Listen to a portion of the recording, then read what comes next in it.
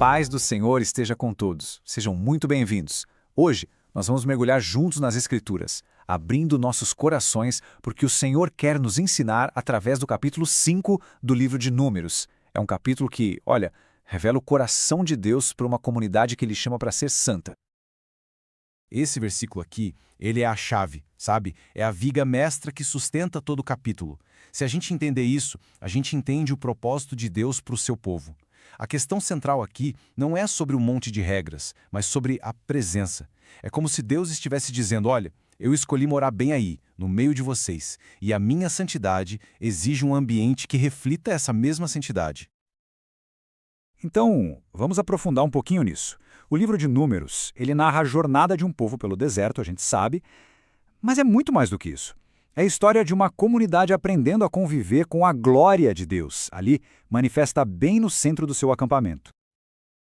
Vamos tentar imaginar isso por um instante. Aquilo ali não era um acampamento militar qualquer, nem uma aldeia de nômades. O tabernáculo, a tenda da habitação de Deus, estava literalmente no meio deles. A presença de Deus era uma realidade física, palpável. E isso, meus irmãos, mudava absolutamente tudo. O padrão de santidade, por causa disso, era elevadíssimo. E é justamente por isso que a primeira grande lição do capítulo é sobre pureza. Deus estabelece leis sobre a pureza cerimonial e é fundamental a gente entender que isso ia muito, mas muito além de uma questão de higiene. Era, na verdade, uma representação visível do dia a dia de uma verdade espiritual muito profunda.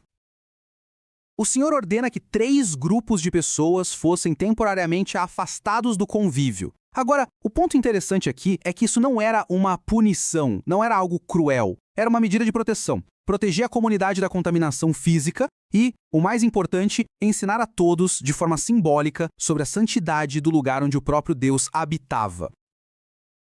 E aqui está o princípio eterno para nós. A santidade de Deus e o pecado são como água e óleo. Eles simplesmente não se misturam. A exigência de pureza lá no acampamento apontava para a verdade que o apóstolo Paulo iria ecoar séculos depois. A necessidade de um coração puro para ter comunhão com um Deus que é santo. Mas não para por aí. A gente avança e vê como essa santidade se aprofunda ainda mais.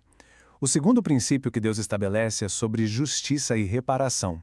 Veja, quando o pecado quebra a harmonia da comunidade, não adianta só pedir perdão. Deus institui um caminho concreto, prático, para a restauração completa. Olhem a beleza e a integridade desse processo. Primeiro, começa no relacionamento vertical, a confissão a Deus. Mas isso tem que se manifestar no horizontal, ou seja, reparando o dano que foi causado ao próximo. E não para por aí não. Tinha que haver uma restituição completa, mais uma compensação e, finalmente, voltar a Deus com uma oferta. Esse quinto a mais, esses 20%, isso aqui é fundamental. Não era só sobre devolver o que foi tirado, era um reconhecimento da gravidade do erro. Era uma demonstração clara da sinceridade do arrependimento. Era um ato que dizia, eu errei feio e eu levo a sério a sua perda e a minha falha. O ponto crucial, amados, é este. Para Deus, um arrependimento que não se traduz em ação é um arrependimento incompleto. A fé genuína, a fé verdadeira, produz frutos visíveis de justiça. Não basta dizer me perdoe. A fé nos impulsiona a, sempre que possível, consertar aquilo que a gente quebrou. Agora a gente chega na seção que talvez seja a mais complexa, a mais difícil de entender deste capítulo, a lei sobre o ciúme. E é muito importante a gente abordar isso com cuidado, entendendo que o objetivo de Deus aqui era proteger a santidade do casamento, que é a aliança mais fundamental da sociedade.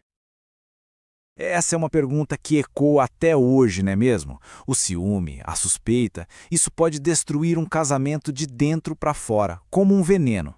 Deus, na sua sabedoria, oferece um caminho para que a verdade venha à tona, para que nem a culpa fique encoberta, nem a inocência seja difamada.